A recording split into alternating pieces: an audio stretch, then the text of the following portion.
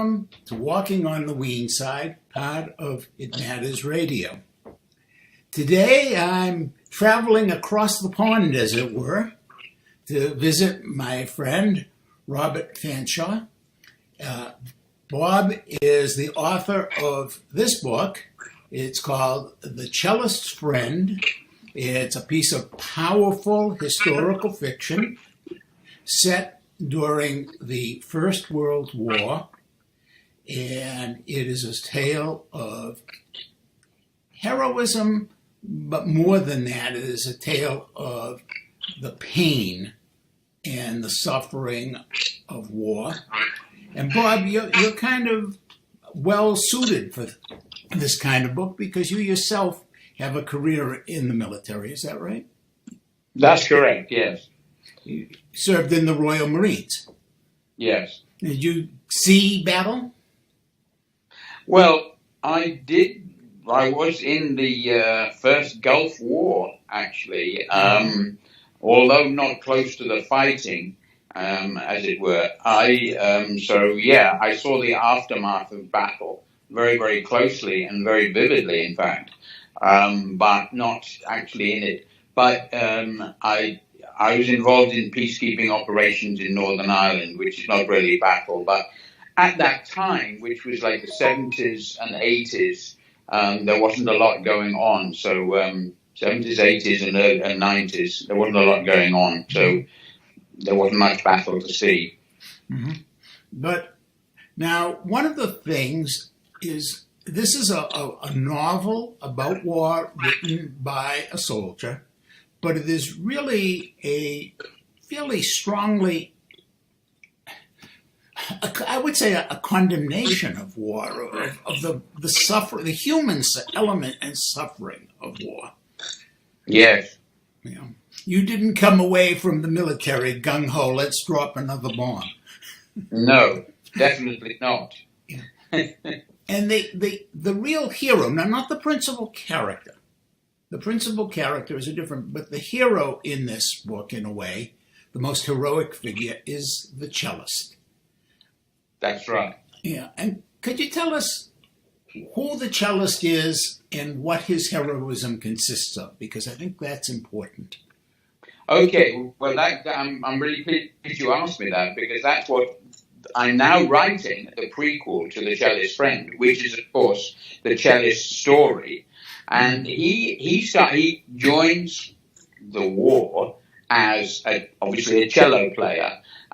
He joined up in what was called the Artist Rifles, and there were such a regiment or an organization called the Artist Rifles, which a lot of artists joined. But there wasn't there weren't enough of them to really form their own battalion or regiment. So they were seconded out to different units. So he was seconded to one unit. And what happened, there was an incident very shortly after he arrived, whereby they heard a casualty sort of crying and moaning in no man's land. They went out to find him ostensibly, although they didn't carry a stretcher or anything like that. So the question was, did they go to find him and bring him back, or what? And what happened when they got there, they found what they thought was him, and actually one of the members of the patrol shot him. And there is a question in the book I'm writing at the moment as to whether he was actually alive. He was certainly a casualty, or had been a casualty. Now, the cellist, he felt terrible at this. He actually threw away his rifle, his 303, and refused to go on. They said, his corporal said, right, that's it. The patrol is over. Now we're going back. And at that moment, they heard the cry of the original casualty. And so the cello player said, I'm going to find him. So he threw away his rifle and went to find and rescue. Sorry? And went to find and rescue. Yeah, that's right. And so the rest of the patrol said, well, that's it. We're not going any further. We are going back. You are therefore a deserter. So then the cello player, then on his own, without his weapon, he then spends a night out in no man's land trying to find, and eventually does find, And again, we're not sure whether this is the original casualty, but he finds a man whose legs are gone completely, he can't move, and he drags him out of the mud and carries him, in fact, physically carries him. The question is, where does he carry him? So, do you want me to carry on? Or? No, please do, yes. Okay. He actually carries him to the nearest, or what he thinks is the nearest first aid station, which in fact is on the German side. So then quite a bit of this, sort of the middle of the novel which I'm writing, is him getting to this first aid station and actually there. And then he realizes that during this journey, he realizes this is his kind of the role that he would much prefer to be in as a collector of casualties, right, rather than a soldier fighting. And this is for him a more meaningful role. And also he's very much struck by the fact that this man is a casualty, and then in fact he dies on the way. The question is, how does he die? And this is the point. He dies actually in a sense of one could say almost a broken heart, because what happened to this casualty was he was actually told by his people, stay here, we're coming back. He stayed in a kind of little bunker, and then they didn't come back to him. And then, or somebody did and said, right, accused him of deserting. And then, so he as well faces, if you like, a court-martial. Mm-hmm. So he's broken-hearted at this, and the cello player feels, well, he's still a casualty. We've got to take him back. I've got to take him back, and he does so. He dies on the way, and he buries him, and then he comes upon a German burial party, and he said, I've got one more, and buries him and gives him the burial that he wants. So we're talking here about what is the worth of a body. And in the First World War, bodies, there were bodies literally littered all over the battlefield. Bob, I have to stop you here for a moment, because, of course, this is all in the book you're writing now. That's right. I want to read. Yeah. Okay, so let's not get any more spoilers in there about the prequel. Now, the cellist finds his way back to the British lines, and he is court-martialed for desertion. That's right. That's the beginning of this book, The Cellist Friend. Yeah. And just think about this. There are all kinds of moral questions. Forget the legal question. Did he desert by throwing away his rifle and going off and disobeying? Or was he really still serving? These are moral questions. And that's what I like. You write a book that raises all kinds of moral and emotional questions about war. Yeah, that's exactly right. Okay, I'm not going to do a spoiler here, because it's really the beginning of the book. The cellist is found guilty.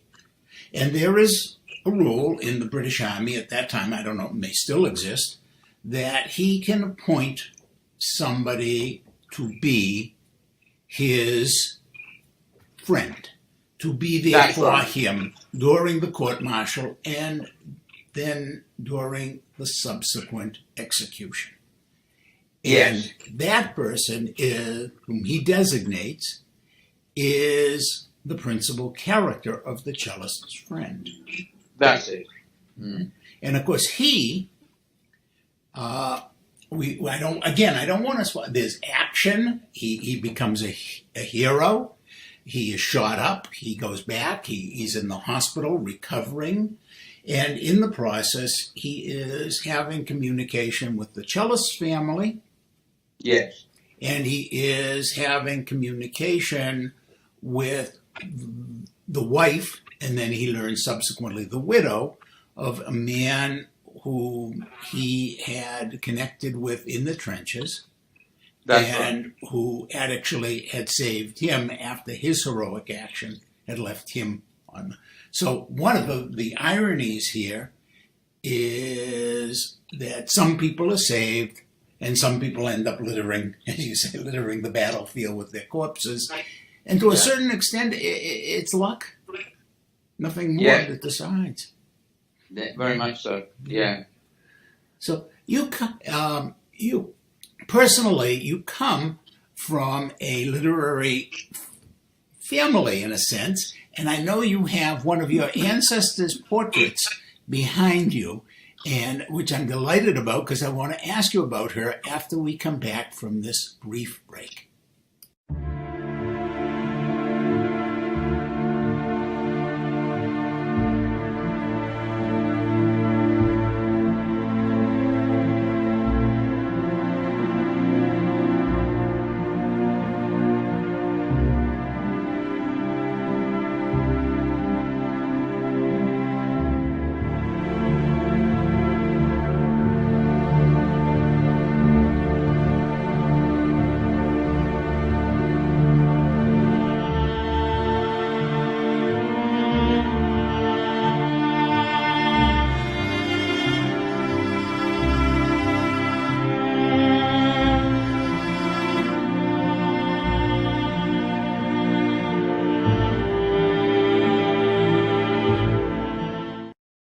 Welcome back, folks, to Walking on the Weene Side.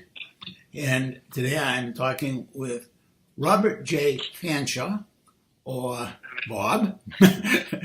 And above him on the wall, you see a portrait of one of his ancestors who goes back to the time of Queen Elizabeth. No, we know Queen Elizabeth's still on the throne. The other one, the first one, that wonderful queen of Elizabeth, who is one of my favorite historical characters. And tell us about your ancestor, please, Bob. Okay, well, this is a lady called Anne Fanshawe. She was a Lady Anne Fanshawe, and she was the wife of the ambassador to the court of Spain. She, during his time as ambassador, he sadly died, and she took his body across Europe and back to England. She also had 14 children, only one of whom sadly survived. And she wrote an amazing autobiography about herself. And it's called The Diary of Lady Anne Fanshawe. You can actually still get it right now. You can get it on Amazon. I've read most of it, and it's an amazingly written book, and it's a beautiful sort of, insight into the time that she was living, and herself and her family. And of course, this is not, we're talking not only way back when, you got on horseback or in a carriage and bumped along dirt roads to get back. Yeah. And of course, crossing from Spain, if you cross on the continent, you're going over those mountains and things like that. But also we're talking about a time when there was a lot of animosity. I mean, we're talking about the time of the Armada. And things exactly. Little things like that. That's the point. Yeah, exactly. So there's a hell of a lot of animosity, and I think that her husband, who's also there alongside, or just opposite her, right there on the wall, was trying to bring some kind of appeasement between Spain and England to sort of smooth things over. He wasn't very successful in doing that. And there was quite a lot of, obviously, because of the time that they lived in, there was quite a lot of problems. And that might have been a contributory factor to his death. I don't know. Of a heart attack. I can't quite remember whether that was it or not. But it was something like that. Yeah, and also, of course, given the state of medicine at that time, what's called one thing then could very well be called something else now. Exactly. Yeah. So, but one of the things clearly about you, Bob, is that you're a history buff. Definitely, yeah. Don't ask me any questions, though. The field that you particularly are fascinated by, obviously, is the First World War. This is the first of your trilogy set there, the Cellist's Friend, and now you're writing the prequel, and pretty powerful stuff. Because, of course, what you bring to it is a realization of the foolhardiness of war, and yet also the nobility. And, you know, I know that you just recently published something else, a play. Yeah, that's right. And it's set in the same time frame. And it's written by a very wonderful, about a very wonderful poet his name is Wilfred Owen. And that's right. He didn't live very long because he died just before the end of the war, in battle, or at least to the best of our knowledge. We're not quite sure how. But I'm just going to read one of his poems because I want people. This is, incredibly beautiful poetry. I personally think Wilfred Owen was one of the great poets of his time, even though he got to write so little, and so much of it was about war. But it speaks so to what went on in the world and what people were dealing with, and captures, I think, a lot of the same sense of battle and being in the trenches and the pointlessness and the horror that your novel, The Cellist's Friend, captures. And this one is called Anthem for Doomed Youth. What passing bells for these who die as cattle? Only the monstrous anger of the guns, only the stuttering rifles' rapid rattle can patter out their hasty orisons. No mockeries now for them, no prayers nor bells, not any voice of mourning save the choirs, the shrill, demented choirs of wailing shells, and bugles calling for them from sad shires. What candles may be held to speed them all? Not in the hands of boys, but in their eyes shall shine the holy glimmers of goodbyes. The pallor of girls' brows shall be their pall, their flowers, the tenderness of patient minds, and each slow dusk a drawing down of blinds. You read that very well. Thank you. Very well. Thank you. Okay, now, tell us your take and why you chose to write a play about Wilfred Owen.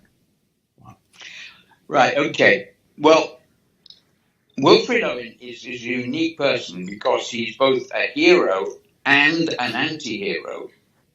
And this, for me, is the uniqueness which really caught me.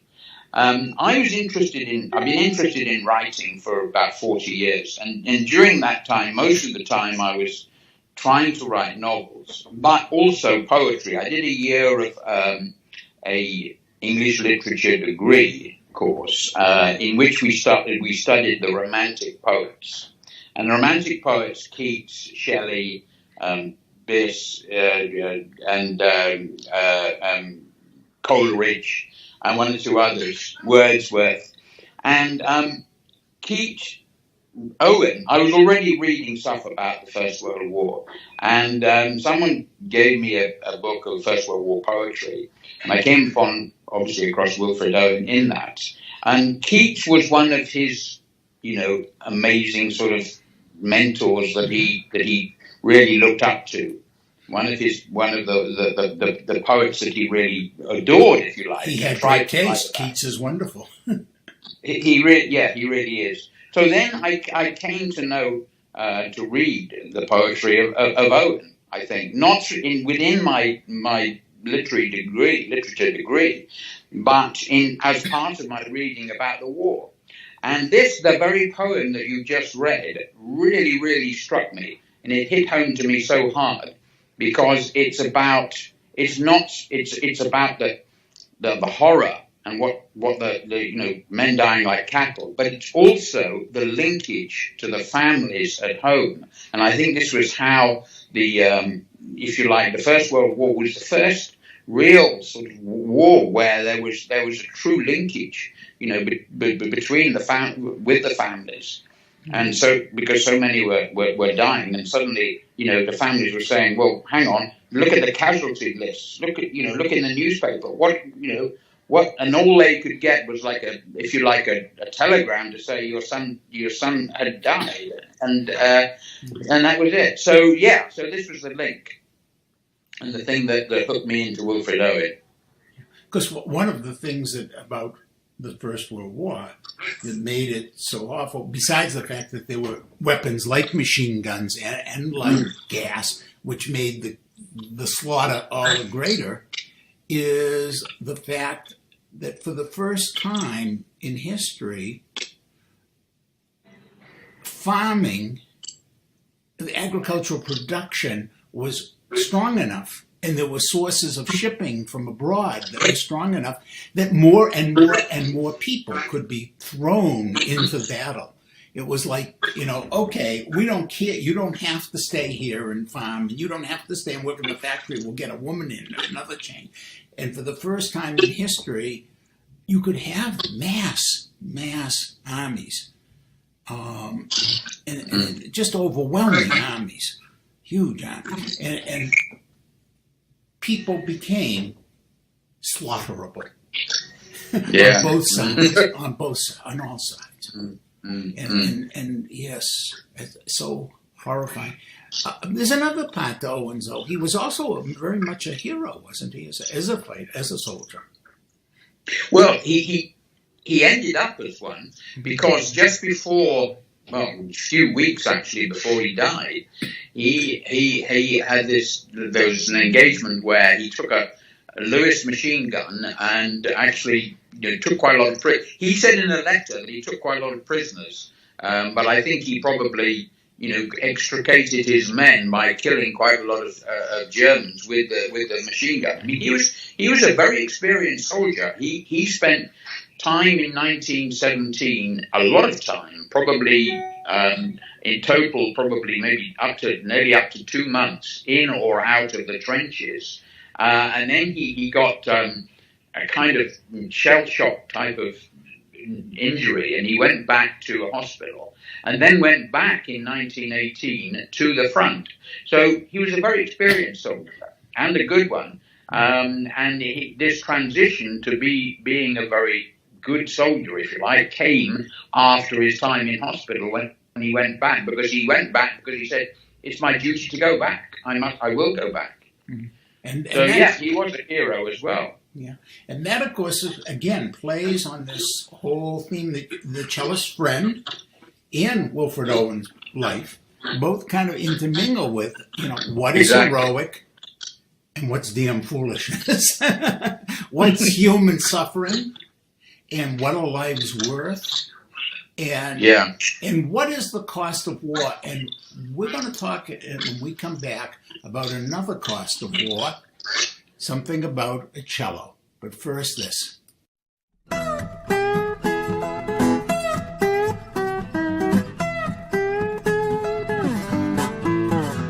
Ephraim, my neighbor, wasn't much of a musician, but he could pick at a guitar and his voice didn't stray too far off track. That made him good enough for a part-time gig at the Dewdrop Inn. That's where he and I hung out. There must be one of those pun name bars in every town. Some have the extra E to make them sound classy, and some don't. Other than that, they're all pretty much the same. Dumps. This one, it belonged to Sal Marjoni. Had an Irish theme courtesy of some 4-leaf clover decals and a sign for Killian's Red, which Sal didn't actually serve. He did make a bad Irish coffee using a tar-like liquid from a seldom cleaned and long overboiled pot topped with Ready Whip. Order a copy of Tales from the Dewdrop Inn, and as Sal would say, enjoys yourself.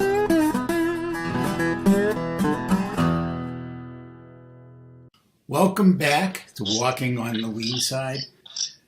Bob, I want to ask you about the cello in The Cellist's Friend. It is an almost non-presence, and yet very, very important. And I'm going to just set the scene by telling people that at his execution, the cello, which has been sent to this cellist, that was lovely. Thank you. The cello has been sent to him. He has it. It's in his possession. And as you had pointed out, he was a musician first and had been part of Yeah. this original group. And at his execution, he asks to play it before he is shot. That's right. And he does. And he presumably composes his own music because what he has given people and asked them to sing, and the firing squad, as well as the protagonist of the novel, the friend, sing, and it is the poem Invictus. Yeah. Yeah. And that's in itself a beautiful, beautiful poem. It is. Mm. Yeah.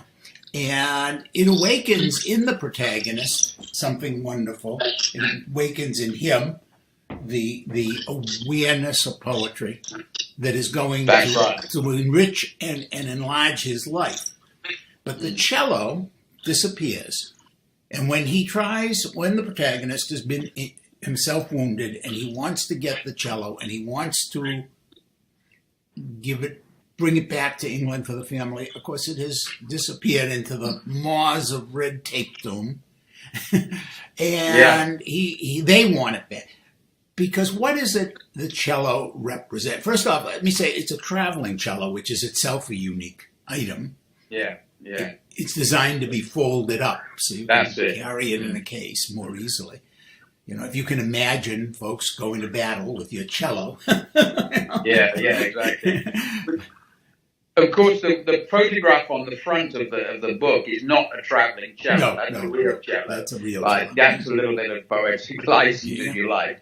But I have seen the original, or a travelling cello, actually. Mm-hmm. So, yeah, it's kind of, like you say, it's a fold-down thing. It doesn't have the scroll on the top. Right. So, yeah. But it makes beautiful music. And what does the cello represent and its loss? What does it represent to you as a symbol? Okay, to me, it represents the values of a society that is lost or is in grave danger of being lost in war. And that's what it represents.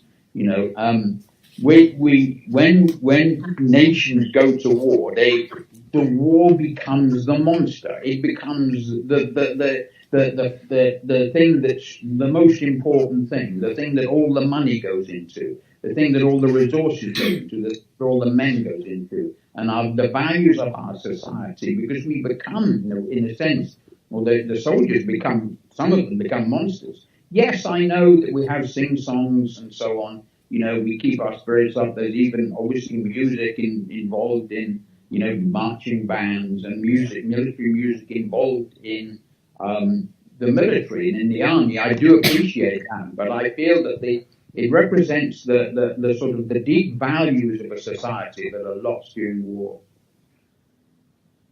Yeah. And so trying to regain it is a meaningful thing. Exactly. It is meaningful for us to try and regain our values. But, and I don't want to go ahead too much and spoil this novel because it is a beautiful novel. In the end, even though the cello is not recovered, so much is, because there is the capacity of the human soul.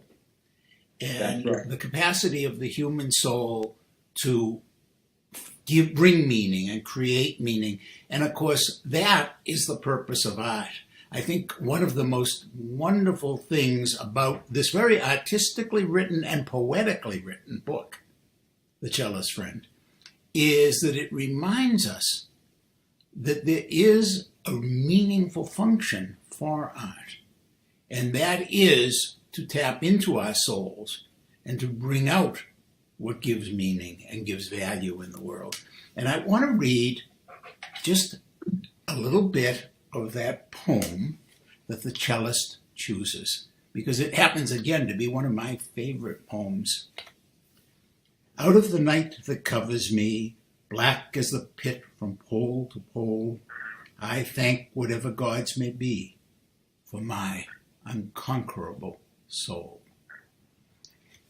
Bob, this is a religious book, even though there's no masses, no services, no hymns.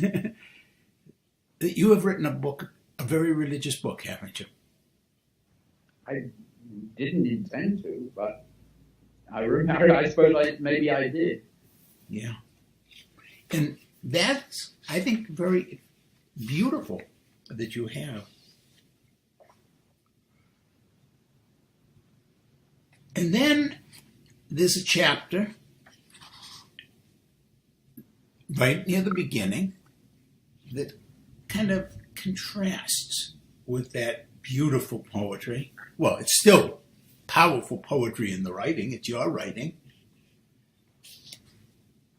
It's called, the particular chapter I'm going to read from is The Joy of Digging a New Latrine. Yeah. I sat down with my stuff and started rifle cleaning. Maybe some ration and ammo resup would come. Otherwise, we would be told what to do. A soldier cannot predict or seek knowledge of the future, even the future of the next few seconds. All he can do is occupy the here and now, if it is not occupied for him. But he is expected to be ready for anything, have his rifle clean, be fed, and have a full water bottle. So spare time was occupied with these preparations, not knowing what for. Wow. To juxtapose the incredible with the banality and haplessness of being a soldier and to trying to rise above that. Yeah. That's it. Yeah. So, folks, I'm going to tell you right now, if you want a good read, historical fiction, set in the trenches and the realities of the First World War, even if you're not British, even if you're on this side of the pond, boy, this is a good read. It's called The Cellist's Friend. It's by Robert J. Fanshawe, and it's available on Amazon. And how else can they find you in the book, Bob? How else can they find the book? Or you? Okay, so I've got a website which I've had no hits on yet, as far as I know. It's called, it's basically my name, www.robertjfanshawe.com. That's it. You know, that is my website. So you can leave comments. I haven't put much there yet, but I hope that will increase, and I will put stuff there and do a bit of a blog on it. Mm-hmm. But that's how you can contact me, and yeah. And by the way, folks, Fanshawe, I should spell it for you, because although it's pretty close to the way it sounds, it's Fanshawe. Don't forget the E. Yeah. So, and again, the book is titled The Cellist's Friend, and your play's title is? The play's title is All About the Boys. All About the Boys. I'm just showing you, I don't know whether you can see that. It's there's the front cover. If you could lift it a little bit up and now to in front of your face more. Yeah, All About the Boys. There you go. Okay, The Last Days of Wilfred Owen. And that's available, folks. So if you know somebody who likes theater, I've read it, by the way. I haven't had the chance to spend on it that I have on The Cellist's Friend because Bob just sent it to me. But I have read it. Good play about fascinating characters, but the principal character in it is a really fascinating guy. And I'm hoping you're going to get your new book to me when the next part of the trilogy. What is that going to be called? Do you have a title for it? That's a very good question. Because I don't want to be too repetitive. So I'm at the moment I'm thinking of a soldier cellist. But you're not sure yet. I'm not totally sure. Yeah. And then the third book in the trilogy will be about what? Right. Well, now there you're asking, because there's a kind of secret there which I don't want to reveal. Okay. But it's basically the aftermath of war, and so I do have a title for that which I'm happy with, and that will be called "Rest the Dead Together." So the question really is, again, we go back to the moral issue.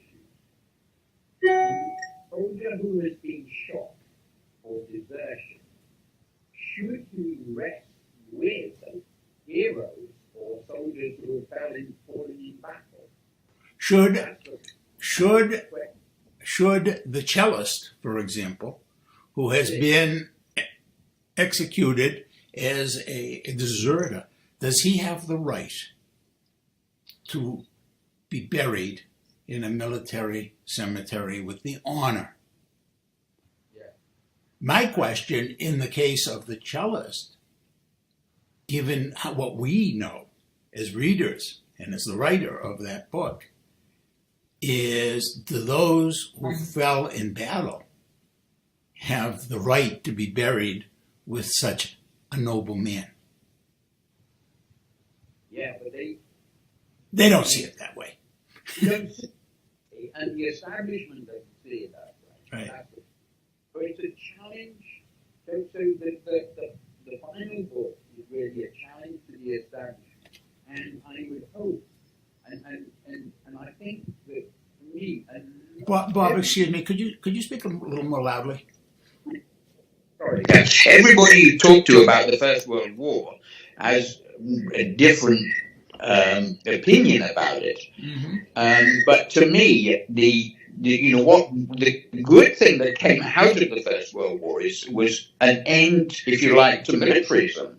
You know, the Belle Epoque of the 1860s, 70s, 80s, and 90s, if you like, going up to the turn of the century, where countries, delighted in their military and the pomp and ceremony and raising a huge army, and the militarism of that was killed off in the First World War. And that, to me, is the biggest benefit. So my challenge, if you like, with the third novel is, I'm challenging the establishment. Have they really taken that lesson on board? That's a very good question. And if you lower so we can just tip your computer a bit so we can see you better, that would help. But yeah, that's a really important question. And I think one that, of course, in America, we are wrestling with, but we have gone a different way. While the rest of the world has come to realize that war is awful and terrible, we are so given to celebrating it. And we're driving, and a lot of people, I think an awful lot of people in the world, especially in this country, don't realize that the United States is probably doing more to drive the existence of war and to continue the horror of war, and pushing our allies, like in Britain, to continue. Yeah. And for the most part, the world realizes war is a bad thing, even though sometimes we resort to it, and sometimes we even try and celebrate. I think, for example, the Falklands was an example of Britain trying to recapture the glory of its old military. Yeah. No, I agree with you. And I think that, there was a recent article, I think, revealed in the New York Times about how General Westmoreland in the Vietnam War, asked for for nuclear weapons to be made available, and Lyndon B. Johnson told him no. Yeah, but then dropped Agent Orange. Sorry?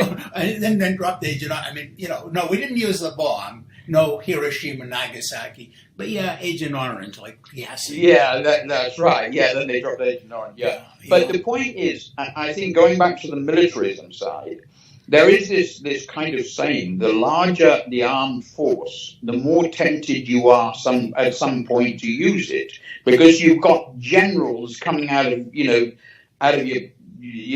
pockets all over the place. There's loads of generals and there's loads of admirals. And you know what else you have? You have weapons. You have ammunition. Oh, of course. You want to buy more ammunition because your friends who are making it want to produce more. But how can you justify buying more ammunition? That's it. If you never used it for something. So let's go shoot somebody. And of course, what we tend to forget is that war is really destructive of us, of our own morality, of our own values, and of our own world. And that's why, folks, if you get a chance, first of all, read this book. It's a really good reminder of what war is truly about. And I want to thank my guest today, Robert J. Fanshawe, who wrote The Cellist's Friend, for sharing some time and walking on the Weene side. Thank you, Bob. Thank you. Thank you very much, Ken.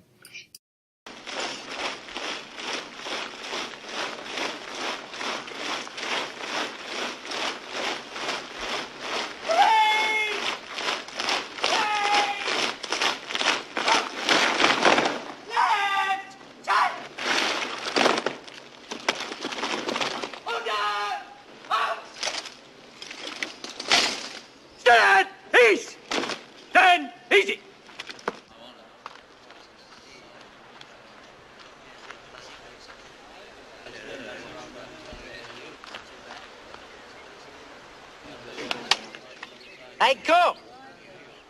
You reinforcements? Yeah. We're on our way up to Wipers. Wouldn't go up there if I were you. They've got a shortage. What of? Ammunition? No. Coffins.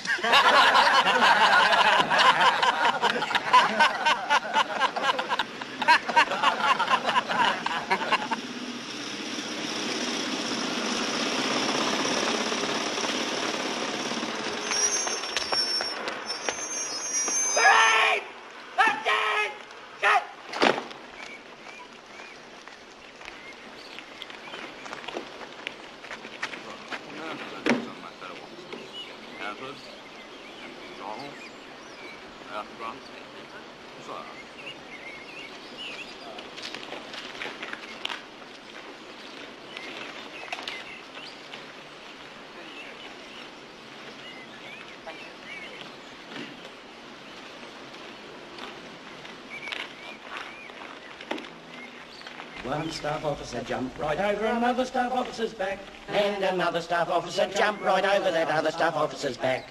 A third staff officer jumped right over two other staff officers' backs, and a fourth staff officer jumped right over all the other staff officers' backs. One staff officer jumped right over another staff officer's back, and another staff officer jumped right over that other staff officer's back. A third staff officer jumped right over two other staff officers' backs, and a fourth staff officer jumped right over all the other staff officers' backs. They were only playing leapfrog. They were only playing leapfrog.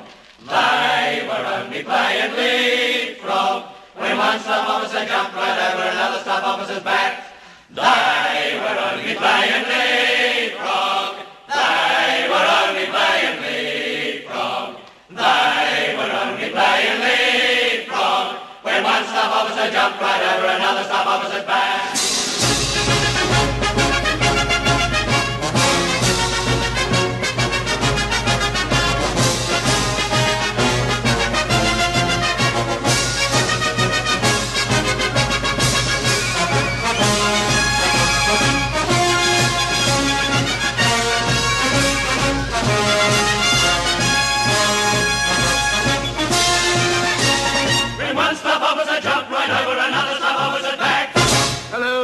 CNC here. Clear the line, please. Has the 8th Division moved up on the right? I see severe casualties.